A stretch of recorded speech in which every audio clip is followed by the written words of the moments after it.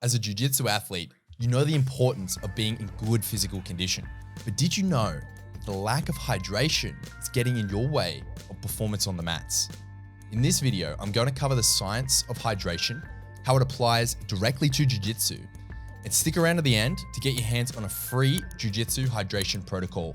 Not only does water help regulate body temperature, but it also aids in the transportation of nutrients to your muscles. And it helps remove waste products. But it's not just water that's important. Sodium plays a crucial role as well. Now let's talk about the importance of water as an ergogenic aid for jiu-jitsu athletes. Exercise performance can be significantly impaired when just 2% or more of body weight is lost through sweat. For an example, if a 70 kilogram athlete loses more than 1.4 kilograms of body weight during exercise, their performance capacity is often significantly decreased. Weight loss of more than 4% of body weight during exercise may lead to heat illness, heat exhaustion, heat stroke, and possibly even death. To maintain proper hydration, athletes should consume sufficient amounts of water and/or sports drinks during exercise. Normal sweat rate for jiu-jitsu athletes ranges between 0.5 to 2 liters per hour, depending on the temperature, the humidity, the exercise and sparring intensity, and the individual's sweat response to exercise.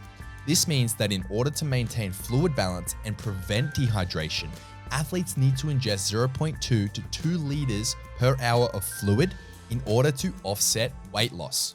In the context of sport, when you sweat heavily, you're losing both water and salt.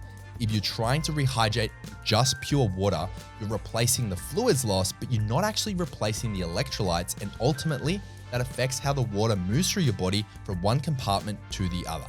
Increasing dietary availability of salt during the initial days of exercise training in the heat has been reported to help maintain fluid balance and prevent dehydration.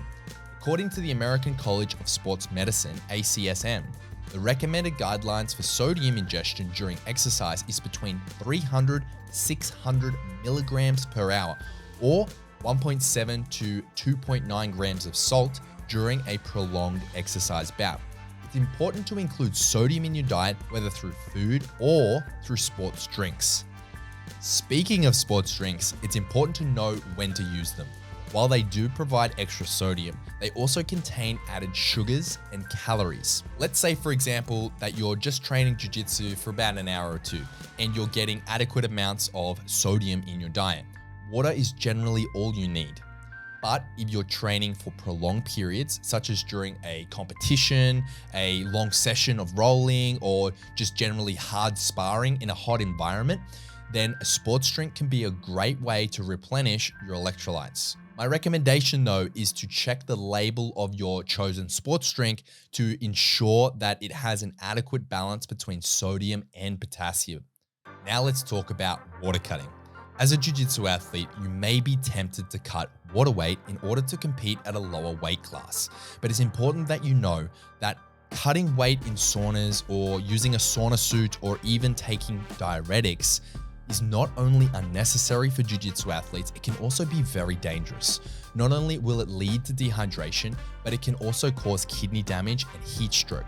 Not only that, but dehydration will severely impact your performance. This is very much unlike MMA or other combat sports, where jiu-jitsu has the same day weigh-in as same day competition, which basically means that if you go in to your weigh-in dehydrated, you're going to be performing dehydrated, and this is not a good thing.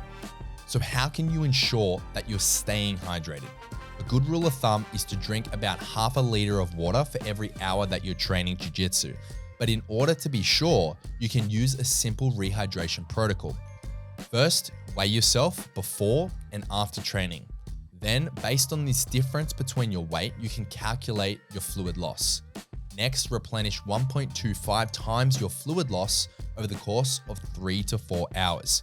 And don't forget to include sodium in your diet. I've created a simple to use spreadsheet that calculates everything for you and includes both options for weight in kilograms and weight in pounds.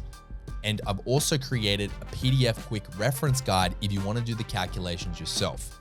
These are both completely free and available, and the link for those are in the description of this video so that you can download them and stay on top of your hydration game. Well, thanks for watching. Feel free to subscribe to the channel. I have new videos around jiu-jitsu and strength and conditioning every single week, and feel free to give me a thumbs up and leave me a fist bump in the comments.